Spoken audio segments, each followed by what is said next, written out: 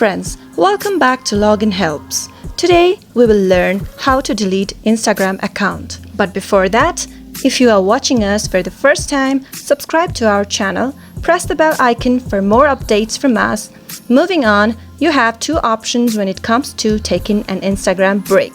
If you want to take a temporary break, you can simply choose to deactivate your account. However, if you are sure you want to delete it permanently, you'll want to delete your account altogether. Here's how you do it. First, go to your Instagram app.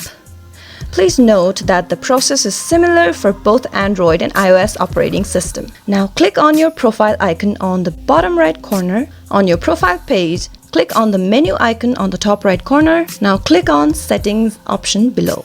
Now tap on Help option after that and click on Help Center. You'll be directed to this page. Here, click on Managing your account. After that, you'll see Delete your account option on the second row. Tap on it. And on the next page, if you want to disable your account temporarily, then click on the first option. Otherwise, if you want to delete it permanently, then tap on the second option.